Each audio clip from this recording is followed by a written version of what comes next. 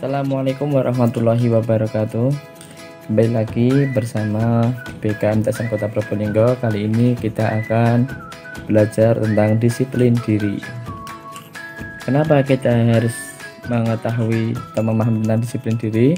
Agar kita dapat memahami pentingnya perilaku yang mencerminkan nilai-nilai kedisiplinan, serta dapat memahami kiat untuk bisa menerapkan disiplin diri ini pada diri kita sendiri. Sebelum kita mulai ke materi inti, marilah kita untuk mengikuti ice breaking berikut agar pikiran kita lebih fresh dan fokus untuk menerima materi. Berikut ada sebuah gambar apa yang dapat kalian lihat? Ya benar, yang pertama ada gambar katak, kemudian yang kedua adalah gambar kepala kuda. Lanjut, gambar apa yang dapat kalian temukan? Yang pertama adalah gambar kepala bebek, jelas sekali. Kemudian yang kedua, ketika kita melihat dari sisi bawah, ada gambar kepala kelinci. Pengertian: menurut Andas Bahasa Indonesia, disiplin adalah ketaatan dan kepatuhan terhadap peraturan yang dilaksanakan atas kesadaran pribadi. Dengan demikian, orang berdisiplin berarti orang yang dengan kesadaran sendiri taat dan patuh terhadap peraturan. Sedangkan disiplin diri artinya kepatuhan dan ketaatan terhadap apa yang telah ditentukan dan disepakati oleh dirinya sendiri.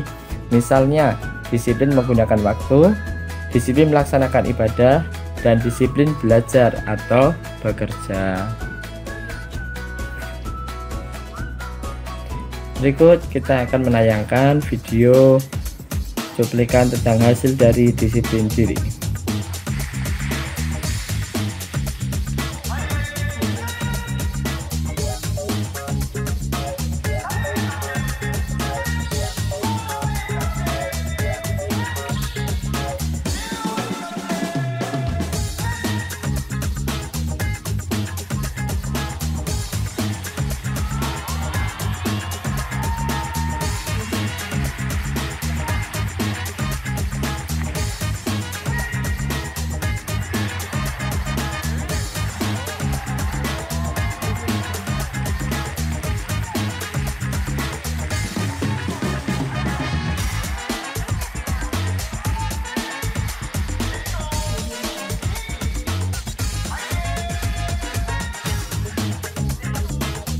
Ini tadi cuplikan baris berbaris dilaksanakan oleh mahasiswa Jepang. Begitu indah dan keren barisan tersebut. Kenapa? Karena setiap anggota mempunyai disiplin diri yang tinggi. Disiplin sekolah adalah usaha sekolah untuk memelihara perilaku siswa agar tidak menyimpang dan dapat mendorong siswa untuk berperilaku sesuai dengan norma, peraturan, dan tata tertib yang berlaku di sekolah. Tujuan disiplin sekolah adalah: pertama, memberi dukungan bagi terciptanya perilaku yang baik. Yang kedua, membantu siswa memahami dan menyesuaikan diri dengan tuntutan lingkungannya dan menjauhi melakukan hal-hal yang dilarang oleh sekolah. Disiplin diri sendiri memiliki banyak makna, diantaranya yang pertama, kita sanggup menggerakkan dan mengatur diri serta waktu kita sendiri. Yang kedua, sanggup mengendalikan emosi. Dan yang ketiga, sanggup mengendalikan nafsu. Yang ketiga ini sangatlah penting bagi kehidupan kita sendiri. Kemudian, hal-hal yang dapat dilakukan untuk mengendalikan nafsu seperti berikut. Yang pertama, mempelajari teladan-teladan tokoh yang baik. Yang kedua, dapat meneladani sikap orang tua yang disiplin dan tahu batas-batasnya. Yang ketiga, berhitung sampai 10 dengan sabar dan penuh konsentrasi. Yang keempat, membuat jadwal dan mentaatinya. Yang kelima, jadwal harian dapat membantu kita mengingat dan mengatur waktu sejumlah aktivitas yang harus dilakukan. Keenam, lebih sering menggunakan istilah disiplin dan tahu batas dari biasanya. Yang ketujuh, semakin sering kita menggunakan kata disiplin dan tahu batas, kita akan semakin memahami istilah tersebut. Yang kedelapan, membuat kontrak dengan diri kita sendiri. Kiat-kiat disiplin diri. Yang pertama, terbiasa dengan jadwal. Biasakan diri kita untuk membuat jadwal dan kegiatan kita sehari-hari, sehingga kegiatan yang akan kita lakukan jelas dan terarah. Yang kedua, bahagia. Kekuatan bahagia juga berpengaruh terhadap kinerja diri kita untuk lebih efektif dan bersemangat. Yang ketiga, agenda. membuat agenda harian. Yang masih sekolah seperti kita adalah membuat agenda tentang belajar. Kemudian yang keempat, rajin beribadah. Tentunya rajin beribadah dapat membangkitkan semangat dalam diri kita. Yang kelima adalah sugesti. Jadikan sugesti sebagai teman imajinasi Anda. Dengan sugesti tersebut, dorongan dalam diri Anda menjadi lebih kuat. Yang keenam, kerja tuntas. Selesaikan kegiatan, selesaikan tugas-tugas dengan hasil yang baik sehingga tidak ada tugas atau pekerjaan yang tertunda. Berikut adalah kisah inspiratif dari kisah sapi dan keledai.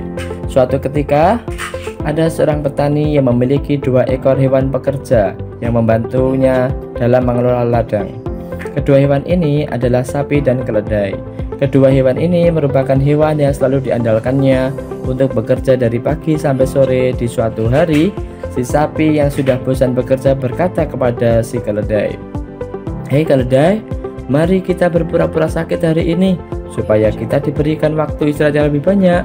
Si keledai menjawab, "Tidak mau, kita harus bekerja keras membantu tuan kita karena pekerjaan masih banyak dan waktu panen sudah dekat." Si sapi tertawa dan berkata, "Hahaha, coba nanti kamu lihat apa yang saya dapatkan dengan berpura-pura sakit." Melihat sapi yang sedang sakit, maka si petani menjadi kasihan dan menyediakan lebih banyak jerami dan rumput agar si sapi bisa makan lebih banyak dan segera sembuh. Ketika si keledai pulang ke kandang dengan tubuh yang kotor setelah bekerja, maka si sapi tertawa lagi, lalu bertanya, apakah ada yang dikatakan oleh petani tentang si sapi? Jawab keledai, "Tidak ada. Petani tidak menanyakan apapun tentang kamu."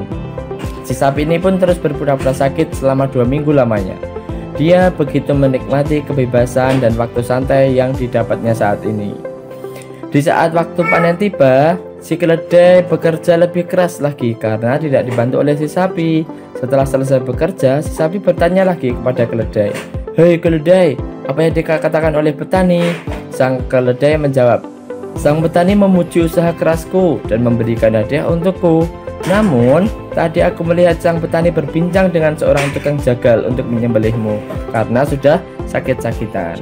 Mendengar perkataan keledai, si sapi pun langsung tertunduk lemas. Moral dari cerita ini adalah tidak ada hadiah bagi orang yang memelihara kemalasan. Kemalasan yang menempel dalam diri seorang akan membawa orang malas bekerja. Dia akan senantiasa berhadapan dengan masalah finansial. Orang yang malas berinovasi, dia akan mudah digantikan oleh orang lain. Dan orang yang malas berusaha untuk meningkatkan kualitas dirinya akan menemukan masalah di hidupnya. Kemudian setiap hari kita senantiasa dihadapkan dengan begitu banyak tantangan dan halangan dalam usaha dan pekerjaan kita. Ketika kita memelihara kemalasan, sesungguhnya itu adalah langkah yang paling efektif untuk membiarkan kita terus tenggelam dalam jurang kehancuran.